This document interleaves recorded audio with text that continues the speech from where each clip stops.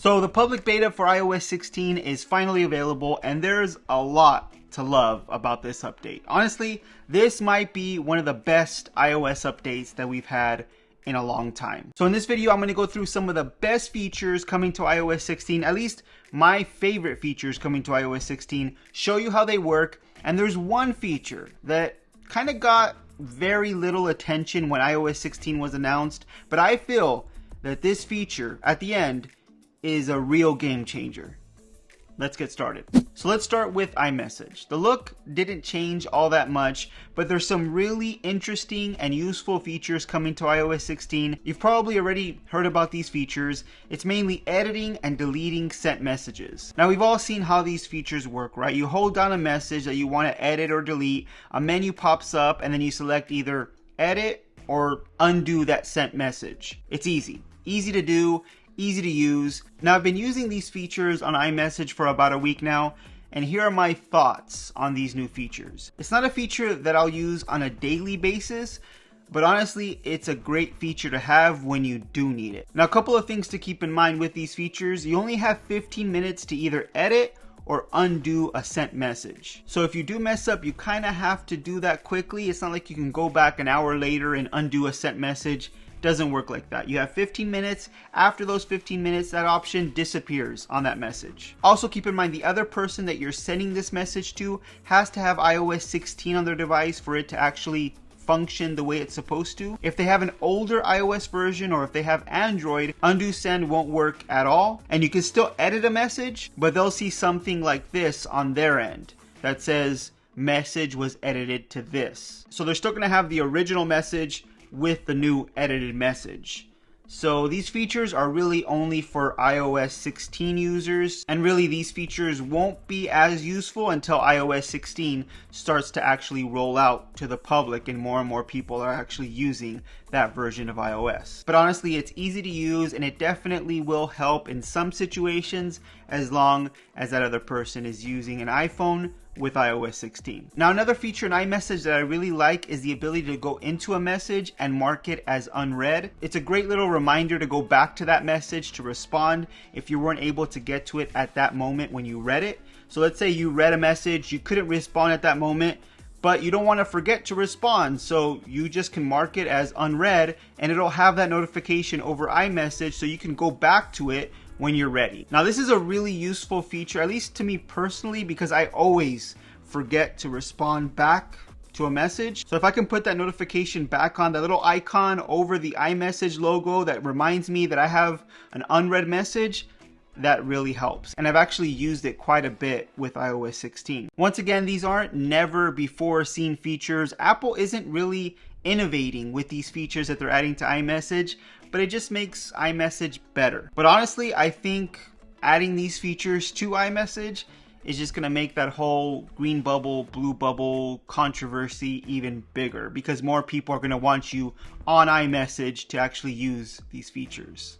But now let's talk about focus modes, because Apple has really improved this feature with iOS 16 as well. Now when you go into edit a profile for a focus mode, you have something called focus filters, which allows you to filter out content within an application. For example, maybe you have a few different calendars on your calendar application, but for work, you just want to have your work calendar so you can focus on your work and not be distracted by other things on your personal calendar. Well, you can go into this focus filter and filter out any unwanted calendars and just have one specific calendar to notify you of upcoming events. You can even do it with tab groups in Safari. You can create groups of tabs in Safari. Maybe you create one specifically for work and you put websites that you want in this tab specifically for work to get things done, and you add that to your focus filter. So now when you go into that focus mode and you click on Safari, those tabs that you've selected specifically for work are ready to go, and it just lets you focus on what you need to focus on. And I know I've probably said focus like a million times already, but it's just a really interesting feature. It just gives you a little bit more customization and flexibility when it comes to focus modes. Apple is even opening up this feature to developers, so we can start to see third-party applications take advantage of this feature as well. You also have the ability to add a lock screen to a focus mode, so as soon as you switch over to that lock screen, it'll automatically jump you into that focus mode, and you're all set which is actually really helpful. And that brings me to the lock screen. This is probably the most interesting feature of iOS 16. I mean, Apple spent probably the most time on this feature when they introduced iOS 16. They just continue to talk and talk and talk about this lock screen. And honestly, now that I've actually used it, I actually really like it, I'm not gonna lie. The customization the lock screen on iOS 16 has now is actually pretty incredible. It's very un-Apple-like, right? We're used to iOS kind of giving us this and you can't really change it. But Apple gave us a lot of features when it comes to customizing the lock screen, more than you get on other operating systems. Honestly. You can of course change the wallpaper, and Apple has plenty of wallpapers to choose from, including the classic clownfish wallpaper from the original iPhone. But that's just the beginning. You can change the clock font and color. You can change the information being displayed on top of the clock. I have just a regular day and date up top, but you can change it to display your activity, your reminders, stocks, and much more. And I'm sure as time goes on, you're gonna have more options to choose from. And you also have this depth effect when it comes to the wallpaper. Apple kind of puts the clock between the background and the subject. There's nothing special about this, but it just makes the lock screen look so much better.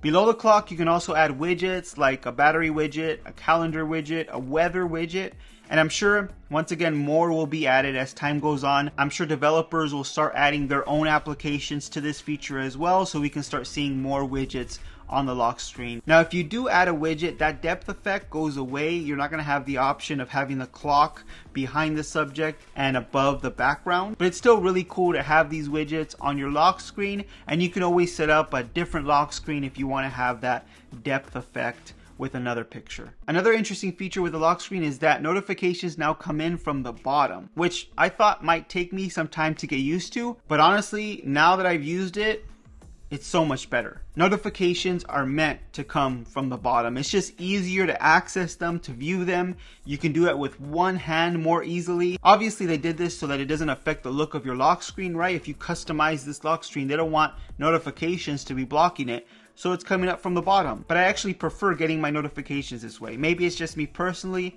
but I think it's better. And these are just small little tweaks that make this whole experience of the lock screen on iOS 16 great. And of course, you can add a focus mode to a specific lock screen, so you can easily switch to that focus mode by switching over to that different lock screen that you have set. And I just love the ability to go between different lock screens, right? It's like the Apple Watch and the watch faces. You can customize each one, add specific things that you want to see on that lock screen, and then quickly switch between them, just like you do with Apple's watch faces. I love it. I didn't think I was going to love it this much, and it's honestly something that I use on a daily basis. So I'm really happy with this feature that Apple gave us. But now let's get into a feature that honestly got very little attention from Apple when they announced iOS 16, but I think could be really special. This feature could honestly be the most special, the most useful feature that Apple introduced in iOS 16. Now, this feature doesn't really have a name yet, at least I don't remember Apple giving us a name for this feature. I guess you could call it image cutout, because it allows you to separate a picture's subject from the background, and it works flawlessly. Obviously, you need a picture that has an object or a person with a background, and all you do is long press the subject and it cuts out that object or that person, and it removes the background. You could then copy that image and paste it into another application, and it works surprisingly well. You could even continue to hold the image, navigate to another application, and just drag and drop that cutout into that application. It's fast, easy, and it's pretty impressive. It works with any picture as long as it has a reasonable subject and background, and it doesn't even have to be a photo taken with the iPhone. It can use any photo that you have in your Photos application. For example, I have a picture of my dog here. I'll hold down the image is cut out from the background, then I could take this over to iMessage and send it off. And honestly, it's a small feature, but it works so well, and I think Apple has something that could really be special in the future. It's a small feature that I think is really useful and just works. And I think that's iOS 16 in a nutshell.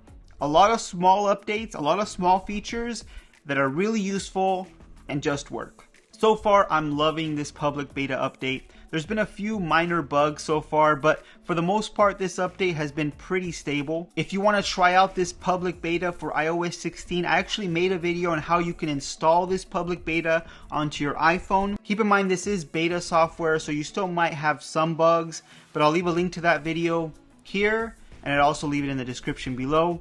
If you like this video, please give it a thumbs up. If you want to see more videos just like this one on tech news, reviews, and opinions, make sure you're subscribed to the channel. Hit that notification bell so you don't miss any of our new videos, and I'll see you on the next one.